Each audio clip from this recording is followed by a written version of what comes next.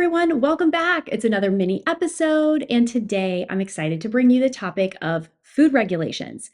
Now, if you're thinking food regulations, FDA, food labels, we're going to talk about that. But what I want to do in this episode is actually break down the differences between regulations and standards of food labeling between different countries. And what we're going to look at is the United States versus Europe in this specific scenario. And if you've traveled abroad, you may notice that if you have something like wheat or pastries or wine or even packaged foods from the same manufacturer. So we're actually going to compare a label of macaroni that Kraft has because there are different ingredients, same manufacturer, but different ingredients for the United States than there are in Europe. It's crazy. You may see people on social media, oftentimes they'll compare candy and you'll see that the United States ingredient list is way longer than something that's over in Europe. It's so much shorter. Why is that? There's probably 10 episodes that we could record on why that is. That's not the intention of this specific conversation. Today, we're just going to look at what some of those differences are so that you're more educated on what you're buying. And if you are traveling abroad, you know that you're getting something that's entirely different, even if it's made by the same manufacturer. So in the US, food regulations are established and enforced by the FDA. Most of us know this, right? This is an agency responsible for protecting our public health in the US. And they really oversee a lot of different areas like cosmetics, human food, tobacco products, medical devices, electronics that emit radiation. I mean, they cover a multitude of different areas. So sometimes they overlap a little bit with the US Department of Agriculture, but the FDA is really the big overseeing governing body for our food products. Now, in Europe, they have what's called the EFSA, which is the European Food Safety Authority. And they have the daunting task of aligning and enforcing food regulations for 27 member nations of the European nation. So that's really the key differentiator between the US and Europe is that the US relies on a federal entity while the EFSA isn't really strictly associated with any one government. So that's one of the areas that we'll look at in terms of differences. In the US though, here's the thing. This is the one probably big takeaway is that when a food company is trying to manufacture a food product in the US, the FDA has a very hands-off approach. They're very much in the boat of we'll just wait to see if something bad happens after we release it and then we'll recall it, whereas Europe is very proactive where they say you've got to prove that this is safe before we'll allow it to be used for consumption. So we know that this is true because how many commercials and products have we seen that have come out and they have these huge marketing campaigns and everybody loves them. And then maybe 6 months or a few years later, it's being recalled because now there's cases of cancer or there's all kinds of side effects or downsides that we start to see in small populations of people that have all been linked back to these products. So, we're really the canary in the coal mine. Is that what they call it? We're just test dummies out there in the US and we're just kind of waiting. Some of these new products, they seem great. There's not a whole lot of parameters around them, but you never really know if it's something that's safe. Now, with these different philosophies, the EFSA requires additives, especially chemical additives or preservatives, to be proven safe before approval, right? So that is going to weed out a lot of chemicals and even antibiotics in the farming process when we're looking at animal products.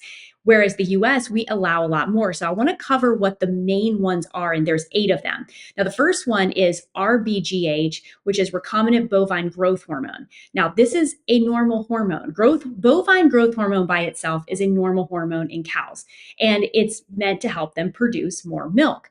But what Monsanto did is they came in and to make this more effective, they genetically modified this hormone so that it really created an even more impactful output, meaning that the cows were actually producing a huge surplus of milk.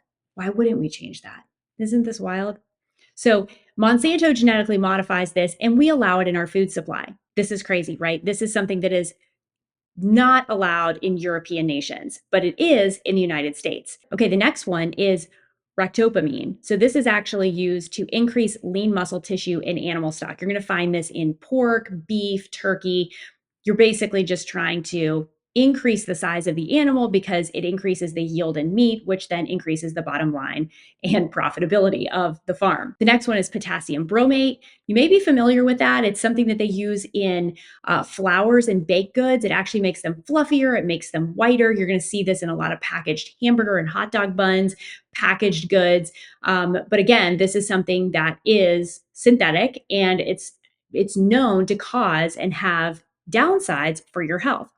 The next one is brominated vegetable oil. Now, these are oftentimes found in Coke. And what they do is it actually keeps the flavors from floating to the top. So it kind of keeps them dispersed throughout the liquid so that there's not any type of floating granular flavors or anything that's separated inside. But this is a vegetable oil. We know vegetable oils are highly inflammatory. Nobody would ever think you have vegetable oil in your Coke, but you have a residual component of vegetable oil that is being used to emulsify other synthetic ingredients in your Coke. Highly alarming. Olestra is the next one. And then the other one I want to bring up is coloring agents, okay? Because this has kind of hit the headlines. I've seen a lot of people posting about social media because there have been more studies that have come out. We know that artificial dyes are not good for your body, but there's been more data to support why they're not good for your body. So we actually have 9 synthetic dyes in the United States that are approved for use in all types of, they're approved in cosmetics, they're approved for your food. So there's a number of different ways that we use these. You've got blue number 1, blue number 2, red number 2, green number 3, the list goes on and on. You may be familiar with red number 40, yellow number 5. Those two oftentimes you see hit the headlines a little bit more than the others. But most foods, processed and packaged foods, can contain a mixture of these colorants and dyes. So they maybe don't even have just one, but they've got multiple. So foods like cereals, ice creams, and candies contain oftentimes 6 of the most toxic forms of these synthetic colors. So blue number 1, blue 2, red 3, red 40, yellow 5, and yellow 6. Now, we know that they cause inflammation, they disrupt the functioning of the immune system, and they're known carcinogens. So why they're being added to everything, especially foods that we're giving kids, is just kind of wild. The last one I want to mention on this list is BHA and BHT. These are preservatives. They are closely related to synthetic antioxidants used as preservatives. Sometimes you'll find these in lipsticks or moisturizers and cosmetics, but they're also widely used as food preservatives. So BHA and BHT, the problem with them is that they can cause allergic reactions to the skin. In fact, the International Agency for Research on Cancer classifies BHA as a possible human carcinogen. The European Commission of Endocrine Disruption has also listed BHA as a Category 1 priority substance based on the evidence that it interferes with hormone function.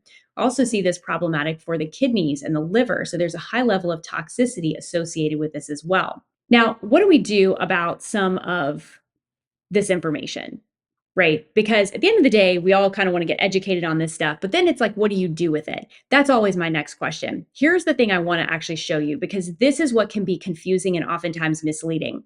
Now, remember in the beginning of the episode, I talked about how Kraft macaroni and cheese or different large manufacturers can produce the same product for different countries that have different ingredient lists. I want to show you one example of this because, again, this is just one example, but I think that it starts to lend a real picture of reality when it comes to the manufacturers of food products in the US. We've got to be highly suspect of things that we're buying on the shelf here because really anything goes. And we have proven studies that these ingredients are carcinogens, that they cause disease, that they drive inflammation, and yet they're still allowed to be sold. So just because it's in a store does not mean that it's safe. The FDA and the USDA are not your friends. They're not looking out for you. They're an overseeing body, but at the end of the day, they're businesses too. So that's something to consider. Now, let's look at these really quick. So Kraft macaroni and cheese. Okay, it's called cheesy pasta in Europe. I'm looking at the pictures of 2 of them. I gotta say, the Kraft macaroni and cheese US box image, the noodles are giant. They're dripping with fake looking cheese. The cheesy pasta box, it doesn't look that appealing. It really doesn't. Neither one of them look that appealing, but that's just the visual difference. So here's the list on the US product. The first ingredient is enriched macaroni product containing synthetic vitamins, in quotes, such as niacin, ferrous sulfate, riboflavin, and folic acid. Next ingredient being sodium tripolyphosphate, which is a surfactant chemical. Okay, why we need surfactant chemicals, but there it is. Sodium phosphate, calcium phosphate, and then yellow food coloring number 5 and number 6. All right, now let's go over to the ingredient list for the European form of Kraft macaroni and cheese, the cheesy pasta. First ingredient is unbleached durum wheat semolina. That's flour. Next ingredient is cheese powder, followed by whey powder, lactose, salt, emulsifying salts, and the last ingredient is an all-natural coloring agent derived from paprika and beta carotenes. Like quite a different list there. And if we're thinking, hey, we're getting essentially the same product, why would we have all of these chemicals and preservatives? And I'll tell you why. It's because they're really dirt cheap to manufacture. And at the same time, we have scientists. I actually brought this up on another episode on natural flavors. And I talked about how these companies spend a lot of money looking and evaluating certain chemicals and preservatives and additives and flavorings even to see the kind of impact that it has on your brain, to see if it drives you to be more hungry, if it's going to make you crave more, eat more, because the more you consume, the more they sell. And so that's a huge, that's a major bucket for them to invest money because it can yield quite a big return. And for them being able to switch out, a few ingredients for some chemical preservatives that disrupt the hormones of your hunger and satiety, that has a massive impact when you start scaling it out across the entire country. I mean, the bottom line can be significantly different. Now, in Europe, I mean, they're doing something right. If someone had to ask me, hey, is the food better in Europe versus the US? I would say yes, absolutely. They also, in Europe, have much tighter parameters and standards around farming practices. We have just destroyed our soil and our farms by allowing these pesticides to be sprayed on everything. We have glyphosate that is sprayed on everything. We know glyphosate is a massive problem. And the thing is, now it's in the groundwater, it's everywhere. So even organic farms, if they're not using glyphosate, they're likely exposed to it because there are a lot of regions where there are farms that are adjacent to one another. And you may have an organic farm that's adjacent to a conventionally farmed property, and that property is getting sprayed down. Well, where do you think all of that's going? The runoff goes everywhere. Once things get in groundwater and they can't be sanitized or purified out, these forever chemicals stay around and then they end up in our water and our food, and they become really problematic. I've seen people that eat very organic diets still test with glyphosate in their system. So, I think that we can do our best in trying to clean up our diets, not be eating some of these foods. If you do travel abroad, hey, that's probably the time. If you want to have some things outside the norm, know that you have the ability to do it, and likely are not going to have the downsides or the symptoms or some of the negative side effects in eating that. So here's a summary of the key differences in food regulations between the US and Europe. One, we know that Europe takes a more precautionary approach to food regulations, while the US relies more on risk assessment, right? Well, we don't think it's going to cause a problem, but if it does, we'll deal with the problem after the fact. Now, we know that Europe bans and restricts certain pesticides, GMOs, growth hormones, and other food production technologies that are prohibited in the US. So, right out of the gate, we've got a number of things that are allowed in the food supply, including the farming of animals and the growing of our plants with pesticides that are absolutely not tolerated in other countries, specifically Europe. We also know that Europe has stricter limits on pesticide residue levels allowed on produce, so they actually measure it. We do not measure pesticide. Like nobody's out there saying, well, you're allowed to have this much of glyphosate on your food. Nobody's testing. We're spraying and then we put it on the shelf and you buy it and then you eat it. Europe has also banned synthetic food dyes. So stay away from all synthetic food dyes. You're not going to get it in Europe, but you will in the US. So make sure you're checking your packages. Europe has also banned livestock growth hormones that are utilized in the US. Thank you, Monsanto. And they also have tighter regulations on antibiotic and antimicrobial use in animal agriculture. If you look at developmental studies of young girls, especially, we're seeing that these girls are developing and going through puberty much earlier. I mean, I've got three girls and, 11, 9, and 1. So 1 year old, we got some time. But the 9 and the 11-year-old, they have their friends and we have friends over all the time. I am totally astounded at how developed these young girls are at the age of 9 and 10. It's truly unbelievable. I mean, I don't remember that growing up. I don't remember, girls at 8 and 9 years old having their cycle. But that's what we're seeing now. And a lot of that has to do with these growth hormones that are being injected into the animals. And then we're drinking the byproduct of in their milk. So it doesn't surprise me that these genetically modified synthetic hormones are influencing the hormones that we're seeing in young children these days. But that is very scary because I think we've yet to really see the long-term ramifications of that. We know that girls starting their cycle early can be detrimental to their health in their later years. Europe also has stricter limits on heavy metals, toxins, and other contaminants in food and dietary supplements. We're not testing for heavy metals. Some companies will do it. They'll offer a certificate of analysis and you can see that, but it's not mandatory. So there are things that may look really healthy. They may be superfoods, but they may be also harvested in areas where there's heavy metals. We did another episode with Darren Oline, and you can listen to that one, but he wrote a book called Fatal Conveniences. And we actually talked about this in the episode about how he was trying to harvest, I think it was maca root, and they started finding different heavy metals. And he was like, I don't know how that's possible. And so, they end up coming to find out that there is a nearby farm and they have been mining something, and there was chemical contaminants there, and there were metals that were soaked up. And so something that you think might be really healthy for you might actually be carrying a huge toxic load that is a massive problem for your liver. It's a big problem for your body. So overall, Europe takes a more precautionary stance.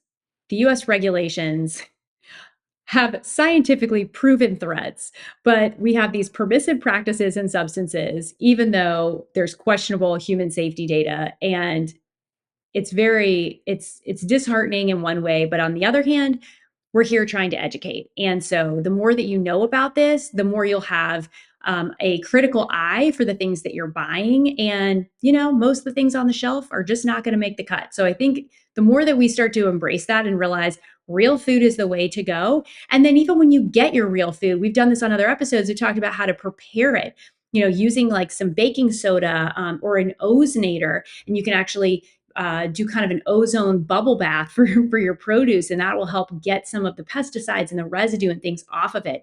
Even if you're buying organic, I still think that those are measures that can help us, because I do think that there's still exposures, even microplastics, things like that have been found in our food supply. So being an educated customer is always the goal. I hope that this little conversation was entertaining, maybe a little bit. I know it's kind of doom or gloom. Maybe I'll pick a topic next time where it's not so like all of our food is terrible and what are we going to do? Or we just start that compound and we all get a farm together. I'm just putting ideas out there, guys. I don't know. I don't know if any of it's going to stick, but this is my creative brain. I'm also recording this at 7 p.m. on a Friday. It's what I love to do, hanging out with you guys. So thank you for joining me on today's episode. Make sure you read your labels. Make sure you take all of your detoxifying herbs, all the things that will help your body. And I will see you on the next episode.